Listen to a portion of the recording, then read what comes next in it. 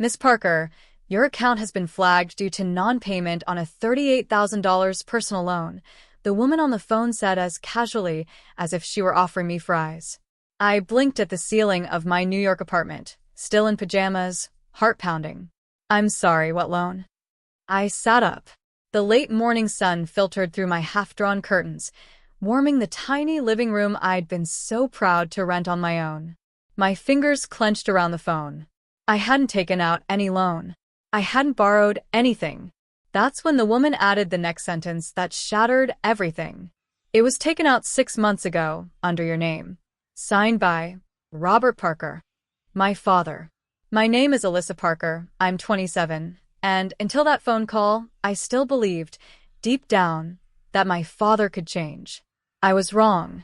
I grew up in Asheville, North Carolina, in a neighborhood where everyone knew your business before you did. My mother died when I was 8, car accident on her way home from a night shift. After that, it was just Dad and me. And when I say just, I mean barely. Because even when he was physically there, he was somewhere else, usually drunk, angry, or both. Still, I held onto this image of him I'd created in my head, a man grieving in silence. A man who wanted to be better, but just didn't know how. I protected that version of him for years. I clung to it like a life vest. He used to call me his sunbeam. You keep me warm even when the world's cold, he'd say with his raspy, cigarette-scorched voice. But warmth doesn't pay rent. Or therapy bills. From the age of 15, I worked. Babysitting. Tutoring. Then waitressing. By 19, I was paying my own phone bill. By 21, I was paying our electric bill because he was between jobs again. And by 25, I'd moved to New York with a full-ride scholarship, a laptop older than my high school yearbook, and one rule burned into my chest: don't owe anyone anything. I studied graphic design at Pratt. Every internship, every project, every late-night shift bartending built the life I was now living. I had finally gotten out. I had built something. A small, sunlit apartment in Brooklyn. A growing freelance business. Clients. Control. Peace. Until that call. I sat on the edge of my bed, my breath shallow, the words loan default still ringing in my ears. Robert Parker. My dad. My mind raced. Had I ever signed anything for him? Given him my SSN? My passwords? No. Not once. But I had helped him once, 2 years ago. He called in tears, said he needed a copy of my driver's license to apply for a family housing grant that would help him move out of the trailer park he'd been stuck in since Nana's place burned down. I mailed it to him. That's how he did it. He used that document and maybe something else I didn't even remember and opened a loan account under my name. I felt the room tilt. Growing up, there were always signs that my dad played fast and loose with money. And morals. When I was 10, he borrowed the cash I had saved in a shoebox to buy me a bike. I cried for a week. He returned it with $5 extra and told me, "Now you know what interest is." When I was 13, I overheard him telling his friend Darren how he'd filed false disability claims and laughed like it was some brilliant loophole. When I was 15, I walked into the kitchen to find him using my social security number to apply for a credit card. I screamed. He swore it was a joke. But I wanted so badly to believe in him that I made excuses. I thought he'll stop when I leave. When he sees me succeed.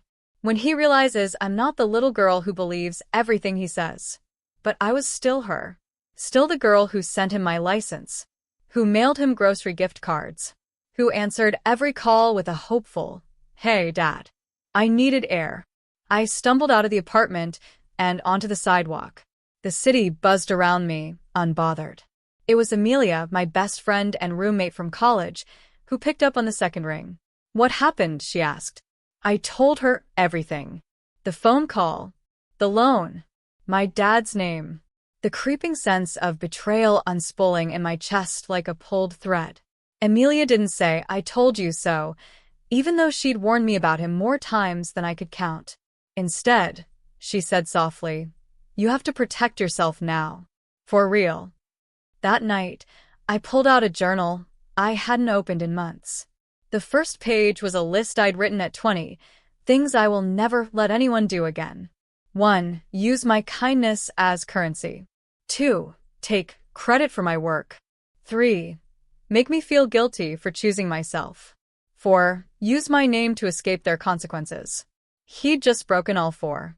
Over the next few days, I barely slept. I ordered credit reports, talked to a lawyer friend of Emilia's, contacted the loan company. The paper trail was shockingly neat. Fake documents, forged e-signature, all pointing back to a single IP address in Asheville. His IP address.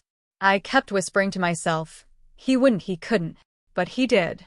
It felt like grieving a second death. My mother's loss was sudden and shattering, but this was a slow, creeping rot.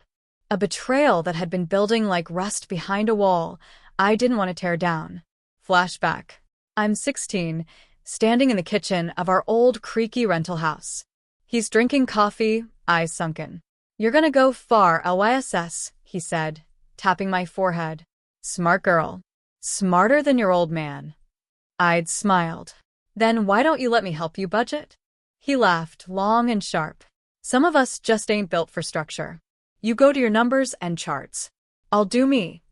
That was our dynamic. I was the fixer, the over-functioning daughter of an under-functioning father. And I was exhausted. I knew I had 2 choices. 1. Let it slide, spend years trying to pay off something I never signed for. 2. Fight back. And I'd fought too damn hard to get here. I called the loan company again.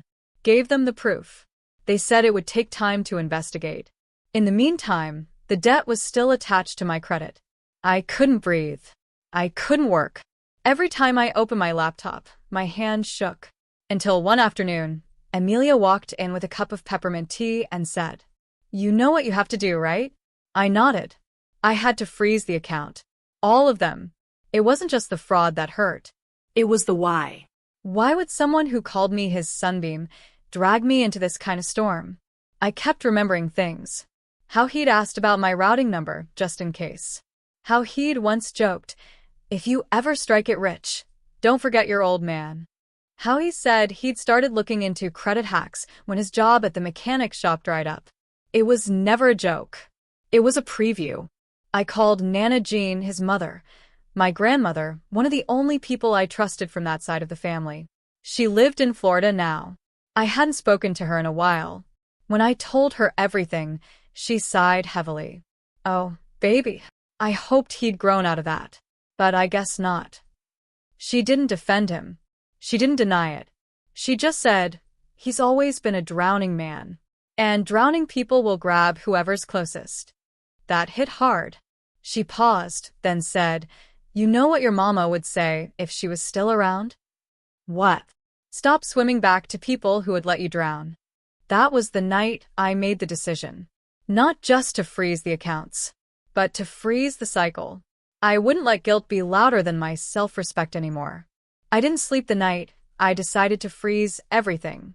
Instead, I sat at my kitchen table, surrounded by paperwork, glowing laptop screens, and a mug of tea that had gone cold hours ago. But I wasn't angry anymore. I was focused. There's a power that comes with clarity, even when it hurts. And that night, I saw it all for what it was.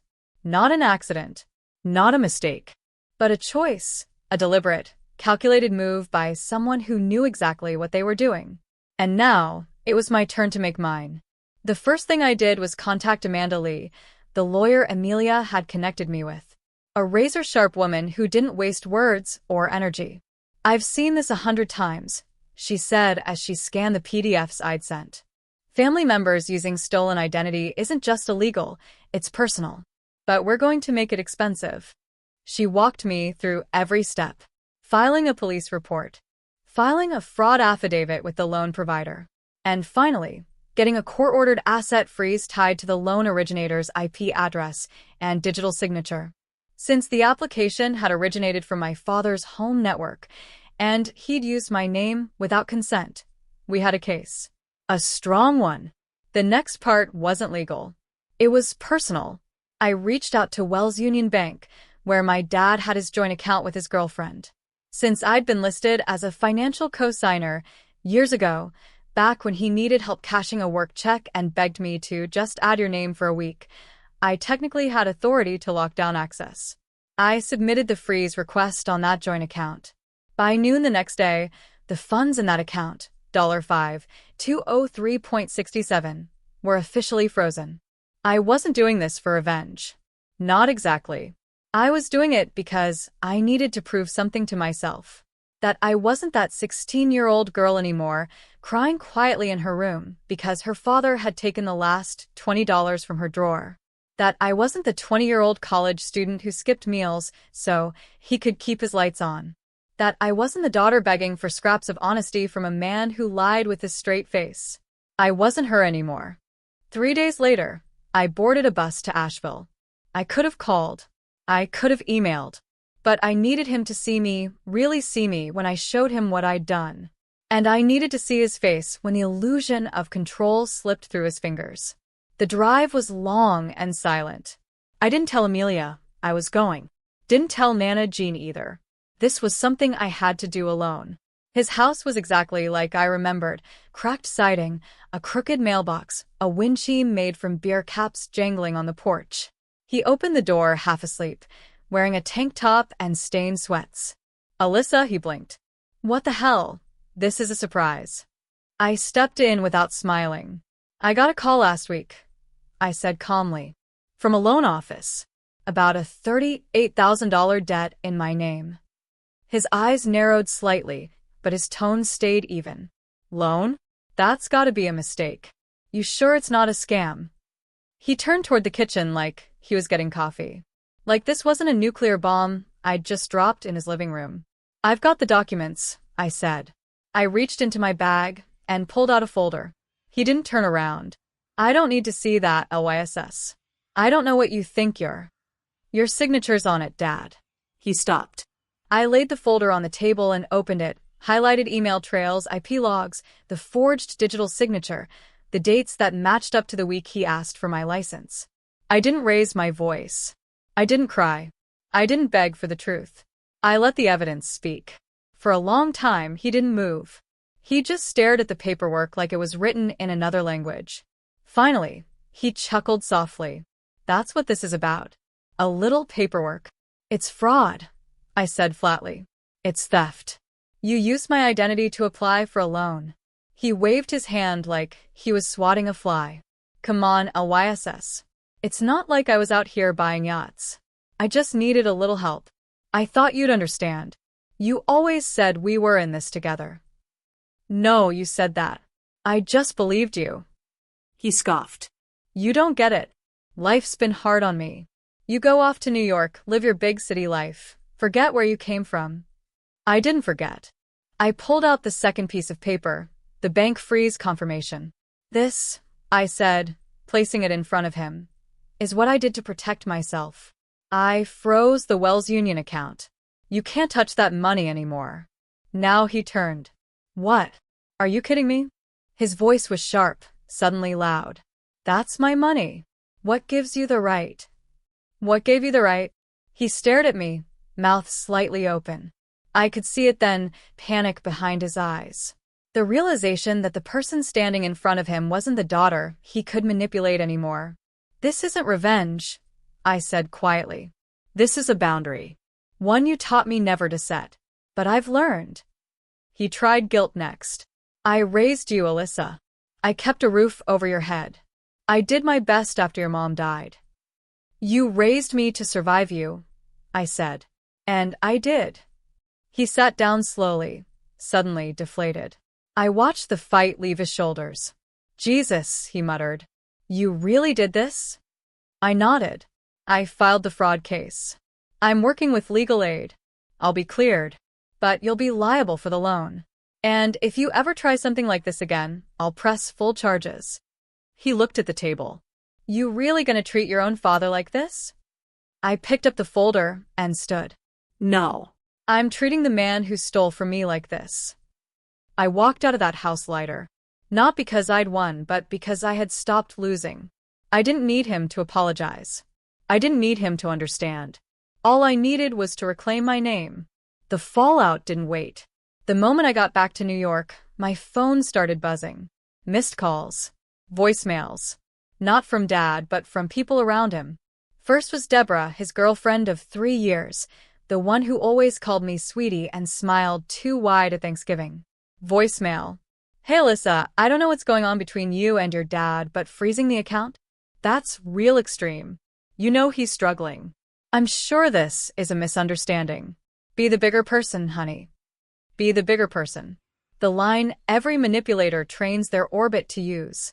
Then came Todd, my dad's younger brother. The cool uncle who once let me drive his truck before I had a license. Text. LYSS. I don't know why you're blowing this up. Your dad's made mistakes, but you could ruin him with this. Talk to me before you go further. I didn't respond to either. I'd spent most of my life talking, explaining, shrinking. Now I was acting. But the real storm hit 2 days later. I was working on a rebranding project for a bakery in Queens when my phone rang. It was an Asheville number. I thought it might be the legal office. It was my dad. I stared at the screen. My chest tightened. I hadn't blocked him, not yet. Part of me still held on to that last flicker of hope that he might say something, anything, that resembled accountability. I answered. Hi. His voice was tight, measured. You've embarrassed me. Deborah's threatening to leave. My brother thinks I'm some kind of criminal. You are, I said calmly. You committed fraud. I'm your father, Alyssa. You're the man who stole my name, my credit, and almost my future. Stop hiding behind that word. The phone went quiet for a second. Then came the shift, the one I knew was coming. He dropped the guilt, switched to fury. You think you're better than us now, huh?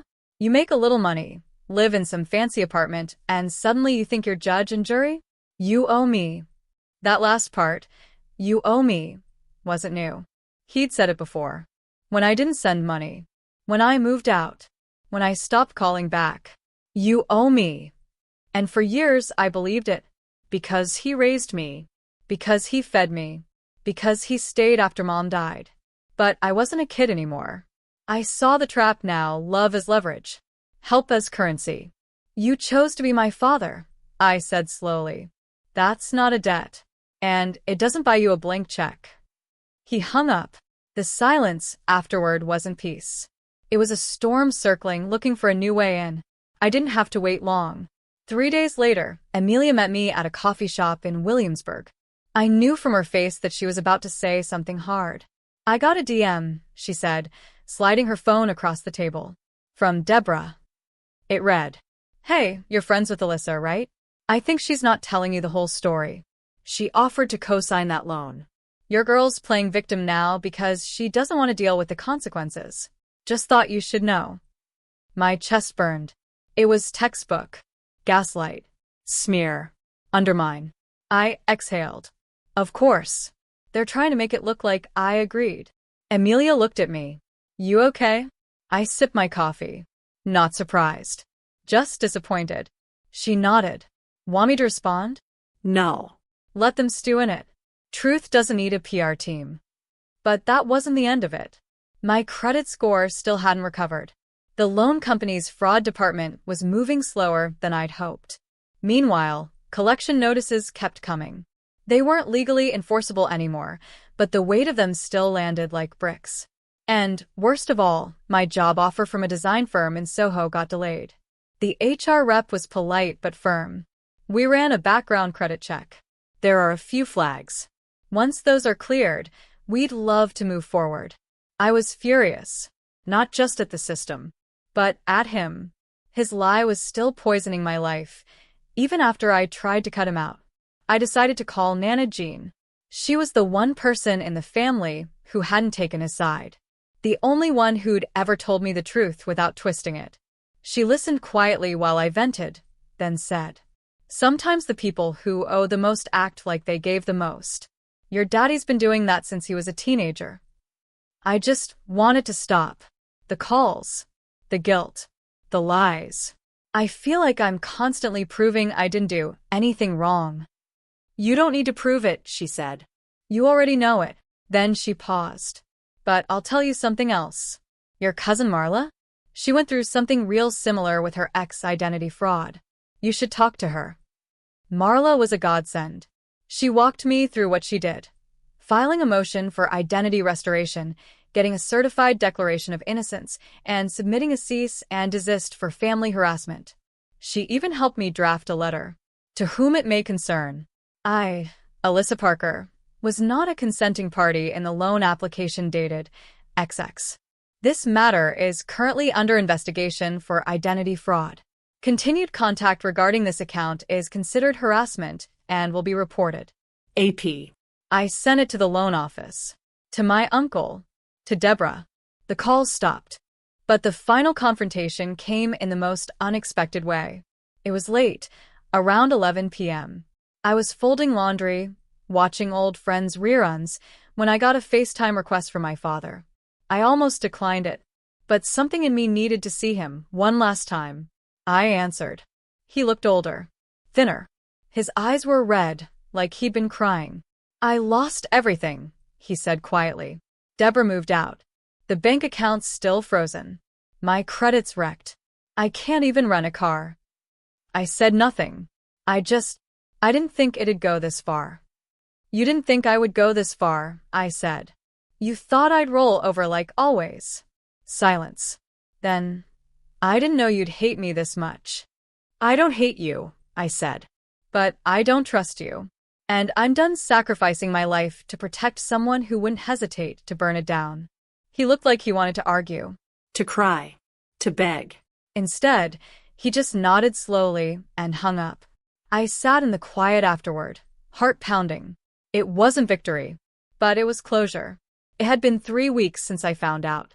3 weeks of avoidance, of unanswered calls from my dad, of cold silences between me and the credit union rep, and a new gnawing fear in my gut every time I checked my bank account. But I wasn't that scared little girl anymore who once begged him to show up to her spelling bee. I was grown now, and I'd had enough. I was sitting at my kitchen table on a rainy Sunday evening when something in me snapped. The mug of chamomile tea shook in my hand as I stared at my laptop. I wasn't going to let him get away with this. I couldn't. I opened a private tab and logged into my Experian account. There it was, his name, Robert Parker, linked to the fraudulent account on mine. My heart pounded as I scrolled down the flagged activity. He had used my identity to take out a loan and spent almost every cent. That night, I stayed up researching. Fraud. Identity theft. Co-signed loans. I called 3 legal aid centers and spoke to a financial advisor I found through a women's finance Facebook group. Every single one of them gave me the same answer. You have every legal right to protect your finances, even if it's your own father. Even still, when I hovered my cursor over the freeze account button tied to that loan, I hesitated. It felt dirty, like turning on family. But was he still family if he'd done this to me? The flashbacks came like poison drops, him shouting at Mom when he lost money in Vegas. Him coming to my college dorm, begging for a small loan that I never saw again. Him crying crocodile tears at Grandma's funeral while scheming over the inheritance. I took a deep breath. I clicked the button. Account freeze initiated. Fraud under investigation. I shut my laptop. My whole body shook. That was the moment I realized I hadn't just frozen a loan. I had frozen a lifetime of enabling him. The next morning, my phone rang. It was him. Danielle? Did you mess with my bank account? My card's not working. I was trying to pay my rent, and I cut him off. You used my name to steal from me. You didn't ask. You didn't tell me. You just did it. I reported it. It's frozen now. Silence. Danielle, sweetie, I needed the money. Then you should have asked. Like a man, not a thief. He was stunned, speechless. For once, I was the one with the power. I hung up, and for the first time in years, I didn't feel guilty. I felt free. A week passed. Then 2. The silence from my father was loud, deafening. No more frantic calls. No more guilt-tripping voicemails. No fake apologies dripping in manipulation. Just silence. At first, I was relieved. Then the guilt started creeping in. Even after everything he'd done, he was still my dad. The man who used to carry me on his shoulders after soccer games. The man who sang off-key lullabies when I had nightmares. But that man? He was long gone. I sat on my couch late one evening, scrolling through old photos. There we were, me on my 5th birthday, icing on my cheeks, sitting in his lap. His eyes looked clear back then. His smile real. It felt like mourning a ghost who was still alive. Then came the call from the fraud investigator. Danielle, we've confirmed your report. We traced the IP addresses. The application for the loan came directly from your father's residence. Hearing it from a stranger's mouth made it all the more real. This wasn't a misunderstanding. This wasn't desperation. This was betrayal. Calculated. Personal.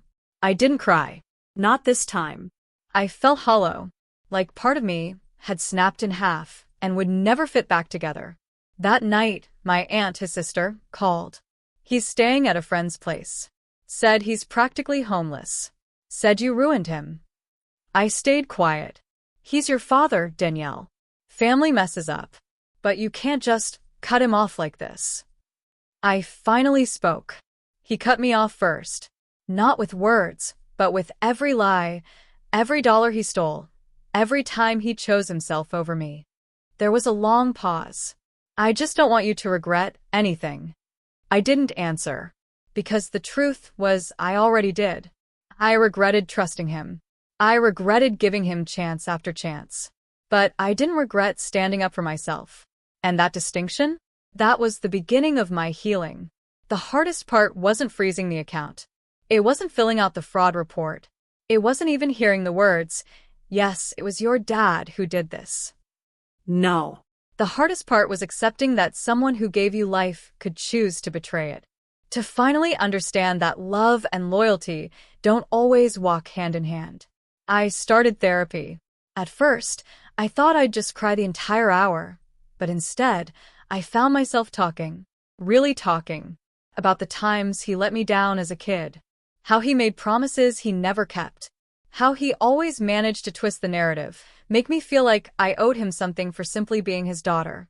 One day, my therapist asked, "What would forgiveness look like for you, Danielle?" I sat with that question for a long time, and then I realized forgiveness wasn't about picking up the phone and saying, "It's okay." Forgiveness was reclaiming my story. It was opening a new bank account with only my name on it. It was signing a new lease on a better apartment, with my credit finally repaired. It was learning to set boundaries, not just with my dad, but with anyone who mistook my kindness for weakness. I didn't need an apology to move on. And if he ever did apologize, not to manipulate, but truly own what he'd done, then maybe, just maybe, we'd start a new conversation. But until then, I wasn't waiting. Life was already happening. And I was finally the one writing the terms. I took a walk one evening, the air warm with summer. I looked up at the sky, shades of coral and violet melting into each other. For the first time in a long time, I didn't feel heavy. I felt free. They say blood is thicker than water. But trust? Trust is thinner than air. Once broken, it vanishes. My dad used my name like a signature he never earned. So I froze the account and unfroze my life. And in that moment, I didn't just shut down fraud. I reclaimed my name, my power, my peace. And this time, my story belongs to me.